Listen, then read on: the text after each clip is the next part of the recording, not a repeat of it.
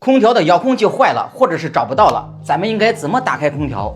今天教大家2种方法。第一步，打开空调面板，这里有一个孔，孔里边有一个空调的应急开关，咱们用一个螺丝刀按进去，按一下，空调就能打开了。第二种方法，找一个家里边不用的手机充电器，什么型号都可以，通上电，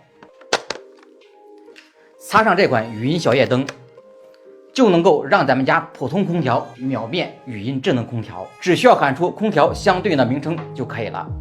小红小红，匹配空调，美的空调，打开空调，制冷模式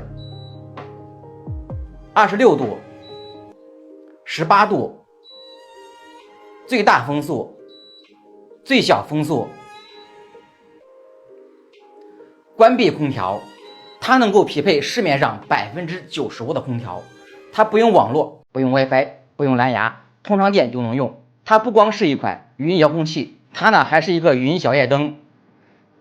打开夜灯，改变颜色，改变颜色，关闭夜灯。有了它之后，咱们再也不会有空调遥控器找不到，或者是空调遥控器突然没电而打不开空调的烦恼了。